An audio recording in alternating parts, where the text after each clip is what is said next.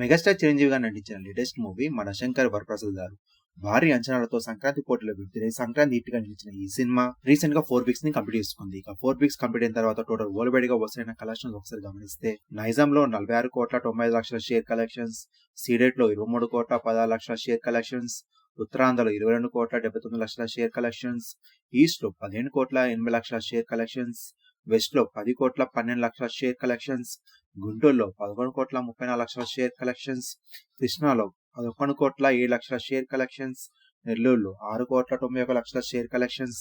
Total AP Telangana చూసుకుంటే 148,14,00,000 share collections, gross గా చూసుకుంటే 228,40,00,000 గ్రాస్ కలెక్షన్స్ ని వసూలు చేసింది. ఇక కర్ణాటక, రెస్ట్ ఆఫ్ ఇండియాలో 13,61,00,000 షేర్ కలెక్షన్స్, ఓవర్సీస్ లో 19,40,00,000 షేర్ కలెక్షన్స్.